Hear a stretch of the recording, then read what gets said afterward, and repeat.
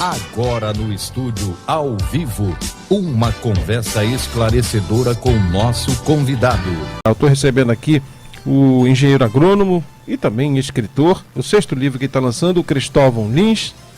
Cristóvão, seja bem-vindo, bom dia. Bom dia. Opa, pronto, ali pelo microfone aqui. Se dedica a falar das coisas da Amazônia. Inclusive tem um livro novo que está saindo aí nos próximos dias, não é isso, Cristóvão? Sim, próximos dias, não diria mais uns 50 dias. 50 Ele dias. está sendo patrocinado pelo Sebrae, né? Uhum. Eu tive a oportunidade de conversar com o superintendente lá, o Valdeir Garcia. Inclusive ele fez o prefácio, ele muito assina interessante. O prefácio, né? É. E o que vem nesse trabalho novo, o Cristóvão? Esse livro, a Amazônia é muito rica, né? E ainda temos muitas coisas para ser descobertas. E o livro trata dos sedimentos do Rio Amazonas, que eu reputo como uma das maiores riquezas que nós temos na Amazônia, que são os seus sedimentos, né? E essa coloração que nós falamos que é barrenta, isso é um sedimento muito fino que vem em suspensão nas águas, que quando a maré para, aquilo decanta e é uma espécie de um pó. Isso é causado pelo intemperismo nas rochas dos Andes. Nós temos aquele ditado popular: água mole em pedra dura, tanto bate até que fura, né? É mais ou menos uma lavagem dos sedimentos da Cordilheira dos Andes, né? Ela vai lavando e vai soltando aquele pó. E esse pó é que desce no Rio Amazonas, na corrente do Rio Amazonas, inclusive é o que assoreia o Arco Lamoso, né? Que os navios não entram, navios com mais de 11 metros, 11,37 metros de profundidade, não entram aqui na foz, na boca do Amazonas, devido a esse sedimento que fica depositado ali. São milhões e milhões de toneladas. Isso há milhões de anos também. Há milhões de anos, né? Isso passa tudo no Estreito de Óbidos, né? Onde é medido. São milhões de toneladas. Inclusive, ele causa um fato polêmico aqui no Amapá, que eu trato no livro, que é o assoreamento da boca do Rio Araguari. Uhum. Pois é, tem tanta curiosidade, teorias a respeito do que aconteceu, por que a pororoca da foz do Araguari ela terminou. Tem muitas versões, muitas teorias. Você estabeleceu a sua também? Estabeleci a minha, e modéstia à parte, eu acho que até não é muito, digamos assim, é um pouco de encontro com a minha personalidade, mas a principal causa foi realmente o assoreamento da boca devido aos sedimentos do Rio Amazonas, né? Mas eu explico tudo bem cientificamente. Com base científica, né? Eu vi científica. O nosso Valdeir Garcia estava me explicando, ele mostrou inclusive alguns recortes da sua pesquisa, o acompanhamento histórico das marés, tudo muito, muito detido, muito apurado. Parabéns. Não é chute, realmente foi uma pesquisa que eu fiz, inclusive eu tenho uma patente da coleta desses sedimentos para poder escrever o livro, né? Então, eu acredito que vai ser um livro que ajudará muito inclusive porque a pororoca foi extinta, né? É porque o rio ficou muito baixo lá, tá entendendo? Devido aos sedimentos. Mas uma dissertação muito extensa. Uhum. Quantas páginas o livro vai ter? Umas 200 páginas, mais ou menos. 200 páginas. Né? Eu falo isso porque a gente, na época que se estabeleceu essa discussão aqui no estado, a gente trouxe aqui alguns especialistas da área da geologia, da área da biologia, né? Vieram aqui biólogos como Antônio Farias, e aí todo mundo querendo achar um culpado aqui, nem um acidente de trânsito, né? Quando a gente se depara com um acidente de trânsito, a primeira pergunta que vem à cabeça é: quem foi o culpado? Né? Quem é o errado aí? Nessa hora todo mundo vira um perito de trânsito, esse aqui devia dobrar para cá, esse aqui devia frear. E a respeito do que aconteceu lá na foz do Araguari, o fato é que a foz do rio mudou de direção, ela subiu mais. Não, ela foi mesmo como diz o caboclo, assoreada ou tapada, como diz o caboclo, né? Foi tapada, né? Isso é um processo natural geológico. Eu não estou inventando nada. O fato que se levantou também de que o Araguari, que é tido como um rio genuinamente amapaense, ele nasce e deságua em território amapaense, né? Mas que historicamente era um rio que descia livre, né, das montanhas do Tumucumaque para encontrar o Amazonas aqui embaixo. A criação de 3 reservatórios para 3 usinas hidrelétricas teria tirado a vazão do rio. Isso influenciou de alguma forma? Ínfima. Se tiver, digamos assim, uma causa muito pequena. Porque eu descrevo desde da origem do rio Araguari, né, e vazão de 80 anos para poder construir as hidrelétricas. E foi a minha empresa que fez o licenciamento ambiental das 2 hidrelétricas. Eu já tinha estudado muito, eu e a nossa equipe, né, já tínhamos estudado muito bem. E o Araguari, ele não tinha volume para suplantar a quantidade de água que entrava no rio com a maré enchendo, né, proveniente do Amazonas, né? O Arco Lamoso, como se chama essa região ali, né? Ele está em cima da Foz do Araguari, na mesma direção, 33 milhas. Quando a maré enche, ela mexe naqueles sedimentos ali, e o sedimento vinha com a maré cheia e entrava no Araguari, ia depositando, né? Ia depositando. E também aquela região toda, a região dos lagos, todas elas já tiveram, digamos assim, uma saída para o oceano, elas foram assoreadas. Então, nós temos, inclusive, vou pedir para o Breno aí, vou pegar ele aqui de surpresa, entra lá no portal do Agro, viu, Breno?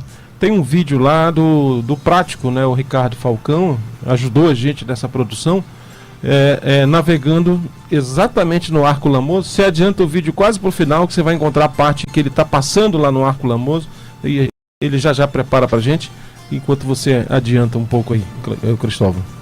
Pois é, então isso eu estou numa linguagem bem natural para que todo mundo entenda, né? Eu estou mostrando o que realmente aconteceu, porque isso em 1984, o Amapá ainda era território, já existiam problemas com as enchentes no Baixo Araguari, né? Foi preciso tirar gado com balsa e tudo mais, porque já existiam, digamos assim, o rio já estava tapando a foz, a boca, né? E a água subia, não tinha vazão para o Amazonas. Então, tudo isso está no livro explicando. São fenômenos, né? Você morou na região do Jari, que por quantos anos? Mais de 30 anos, não? 30 anos. 30 anos, né? É um processo geológico. A obstrução da boca do Araguari é um fenômeno geológico. E a gente tem históricos de enchentes lá no Jari também. O conhecimento popular diz que isso, quando acontece de chuvas, em excesso de chuva na cabeceira do rio e aqui embaixo, né, a elevação da maré do Amazonas, o povão diz que a água tufa lá pro Jari. Ela não deixa de ser, são densidades de água, né? Por exemplo, o Amazonas tem uma água densa justamente por causa dos sedimentos. Ela é, digamos, uma água mais pesada do que o Rio Jari, que é rio de água mais limpa, né? Então, nesse meu livro, eu mostro como se forma uma ilha, né? Quais são as condições, porque eu aprendi muito com o caboclo. Eu sou um caboclo, mas eu aprendi essas coisas todas com os caboclos. Eu andava no rio, eu pilotava às vezes eu mesmo uma lancha.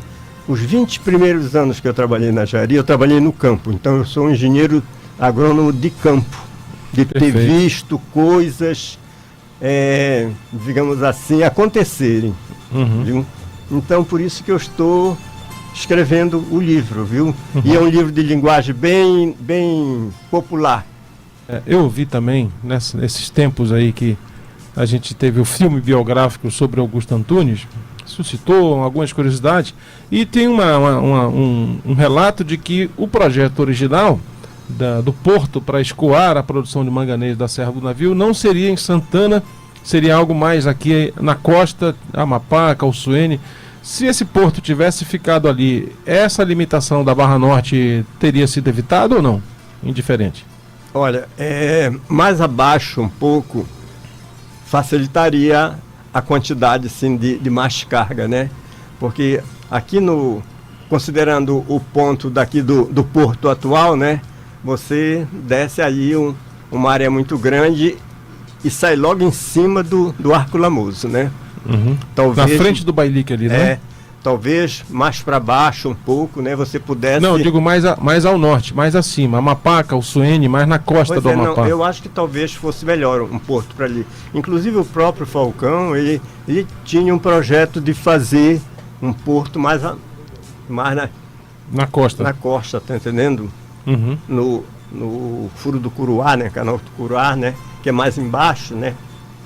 É uma questão de um estudo que vai uns vários milhões de dólares, mas eu acho que resolveria o problema.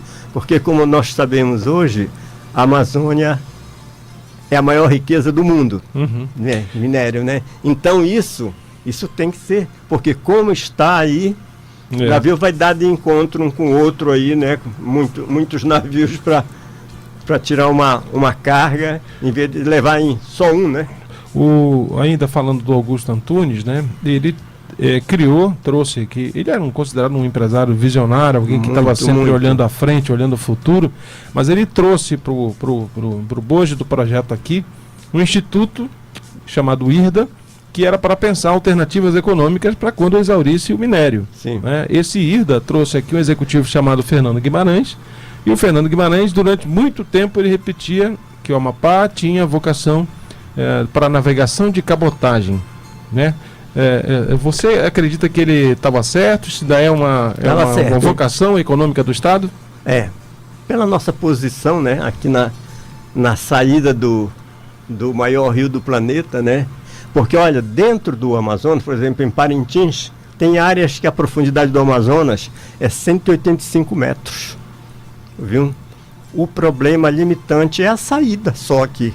Mas dentro do Amazonas, pode andar navio de 200 mil toneladas. O problema é saída e entrada aqui no Arco Lamoso. Esse aí é o obstáculo.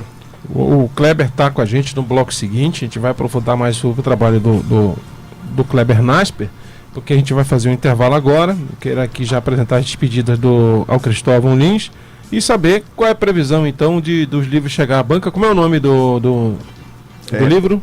Amazonas, Problemas e Riquezas, porque o Amazonas, só rapidinho, tem mais riquezas que problemas. Vocês sabem que o fenômeno das terras caídas é um problema sério na Amazônia. Você às vezes não pode dizer que uma ilha ou um porto que tenha, digamos, acesso para o Amazonas anoiteça e amanheça no outro dia, porque de repente isso pode desmoronar a qualquer momento. Nós temos um exemplo aí no porto da Icômia ali, né, viu? Isso acontece muito na Amazônia, porque nós não temos, digamos assim, notícia, mas que é um problema sério, viu? Porque os sedimentos, eles são muito friáveis. Quando você pega ele seco, aquilo é um pó, ele desagrega, tá entendendo? E quando, às vezes, a corrente do rio descendo começa a incidir diretamente num porto que tenha grande parte só esses sedimentos, ele está sujeito a qualquer momento a desmoronar. Nesse meu livro eu conto algumas histórias de desmoronamentos de ilhas grandes. Inclusive, eu conto uma história de uma fazenda do meu pai no Amazonas que foi preciso tirar tudo porque ela anoiteceu e não amanheceu, viu? Aí essa ilha, ela é desmoronada e os sedimentos descem e formam outras ilhas mais embaixo, no sentido do mar. Então, esses são os problemas, né? Que a gente, a riqueza é muito maior, a riqueza, para construção civil e também para essa parte de agronomia e tudo mais. É isso que eu conto no livro. A utilidade dos sedimentos do Amazonas, que para mim é uma grande riqueza. Cristóvão Lins está anunciando aqui, portanto, a mais nova obra literária, o livro Amazonas, Problemas e Riquezas, mais ou menos daqui 2 meses nas livrarias. Mais ou menos, né? Será, digamos, patrocinado pelo Sebrae. Tem o prefácio do presidente do Sebrae, Dr. Valdeir, né? Aliás, sempre nós tivemos uma parceria, né, com o Sebrae. O nosso livro Amazônia Raízes do Atraso, né, foi também com o Sebrae. Esperamos que o livro traga, digamos, mais ou menos explicações para esses problemas mais ou menos polêmicos que nós temos aqui. Não que eles expliquem os problemas, né, mas com certeza assoreamento da boca do Araguari, formação dos solos, formação das ilhas e a riqueza desses sedimentos, tanto para a construção civil, na construção civil é uma realidade científica. Nós fizemos os estudos todos na Universidade Federal do Pará e tem mais ou menos 3 estudos que estão no livro, publicados em congressos nacionais e internacionais, usando os sedimentos do Rio Amazonas nas argamassas, na produção de argamassas. É um fenômeno. Viu? Em vez de você estar furando buracos na terra firme e nunca você faz o PRAD, que é a arrumação do buraco, tapar aquele buraco, né? Você economiza de 25% a 30% da areia, botando os sedimentos do Amazonas na formação da argamassa. Olha só, tanta coisa para a gente aprender, a partir do domínio dessa tecnologia. Riqueza muito grande. Cristóvão, muito obrigado, sucesso e volte sempre aqui. Eu que agradeço, muito obrigado.